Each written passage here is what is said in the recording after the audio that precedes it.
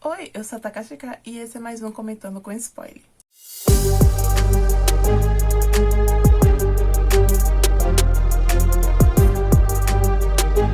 Assim como muitos escritores, Ted resolve criar um pseudônimo para que ele pudesse escrever livros bem cabulosos. Livros com moral duvidosa, com o intuito de chocar quem os lesse. Então ele resolve criar um pseudônimo chamado George Stark, para ser o autor de títulos bastante cabulosos, como o de Assassinos em Série. Esses livros acabam tendo uma vendagem bem mais lucrativa do que os que Ted publicava com seu próprio nome. George Stark acabou deixando Ted rico, o suficiente para ele comprar uma casa nova e ter uma vida de luxo com sua esposa e seus 2 filhos gêmeos. Mas aí então alguém descobre que George Stark é Ted Beaumont e o que faz? Ameaça, né? Que esse povo, para conseguir as coisas da vida, faz o quê? Ameaça os outros, tá nem aí se isso vai estragar a vida das pessoas ou não. Mas aí, após as ameaças do jornalista, Ted resolve enterrar George Stark. Aí então ele faz todo um showzinho, chama a revista Pipa para tirar foto da tumba, que ele encomenda uma tumba de papel machê e coloca num buraco de verdade, um cemitério de verdade. Aí sai na revista e todo mundo, oh, nossa, George Stark morreu, a vendagem dos livros aumentaram mais ainda e foi mais dinheiro para o bolso de Ted. Mas aí então, em um belo dia, George Stark aparece matando pessoas e deixando o DNA de Ted na cena do crime. A polícia chega na casa de Ted e pergunta, então, né, eu tô aqui porque eu tenho várias provas de que você matou essa pessoa. E essa pessoa é relacionada a você, e pipipi, popopó, e Ted, ué, mas eu tava aqui fazendo uma festa com a minha esposa, meus filhos e meus amigos. Aí Ted acaba provando de que ele realmente estava fazendo uma festa. E o policial fica com a pulga atrás da orelha, tipo, como assim, velho? A gente tá com teu DNA, tuas digitais aqui, tá? Lá na cena do crime. Como é que não foi você? É impossível duas pessoas terem a mesma digital, mesmo se elas fossem gêmeos. É muito difícil uma pessoa também implantar digital em cenas de crime, né? Nas coisas. A pessoa acaba descobrindo que aquela digital é implantada, ou senão nem descobre de quem é o dono da digital. Mas aí então acontecem outras mortes e acaba ficando mais evidência de que foi Ted de que matou essas pessoas. E é aí que o sobrenatural aparece. E meio que Ted pegou um lado sombrio dele e enterrou na terra. Lugar onde Stephen King tem mania de fazer suas criaturas brotarem. Aí o que aconteceu, né? O lado sombrio de Ted, George Stark, saiu do buraco lá do cemitério. O coveiro lá, ele viu pegadas de uma pessoa grande, né? E o buraco saindo com a evidência de que não foi cavado, foi não cavado de fora para dentro, mas que foi cavado de dentro para fora. Alguma coisa aconteceu aqui, né? Porque não tinha nada aqui nesse buraco e saiu alguma coisa daqui de dentro, uma coisa muito grande. E ele viu uma sombra lá no cemitério de um homem grande. A partir daí eu já tive várias teorias de que realmente era uma criatura que o lado sombrio de Ted realmente criou corpo, porque ele queria continuar escrevendo. Uma coisa ruim, queria continuar sendo escritor. E ele veio para se vingar de Ted e obrigar a Ted a ajudar ele a voltar a escrever, né? Por causa que o coisa era tão ruim que ele sozinho não conseguia escrever. Aí ele começou a apodrecer, a se deteriorar, por causa que ele precisava, tipo um vício. Ele estava com uma abstinência, ele precisava de todo custo escrever. Então ele pegou a família de Ted, a esposa e os filhos gêmeos. Gente, eles eram tão parecidos, tipo, eles realmente eram a mesma pessoa.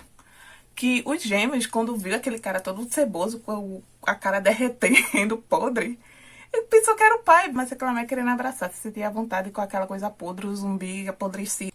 Ted resolve investigar mais sobre o George Stark, né? Que ele também desconfia que é realmente o lado dele sombrio que criou o corpo.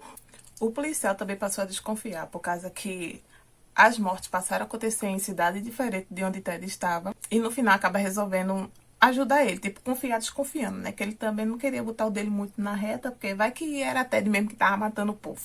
E ele vai encobertar o culpado. Quando George Stark sequestra a família de Ted, ele leva para uma cabana da família. Sendo que Ted acabou ganhando meio que um poder ou uma iluminação, né? Que Stephen King gosta de chamar isso de iluminação. Porque tem uns pardais que estavam começando a seguir ele. Não era tipo 10 pardais, 20 pardais, 100 pardais, milhares de pardais estavam começando a seguir ele. Uma das frases, né, que dá a entender que é o sobrenatural, né, por causa que Ted, quando era pequeno, ele fez uma cirurgia no cérebro e quando foram ver, não era tumores, era um pedaço do irmão gêmeo dele, que ele, quando estava no útero da mãe, acabou absorvendo o seu irmão, sendo que algumas partes dele, como o olho, pedaço do nariz, acabou sendo desenvolvido no cérebro dele.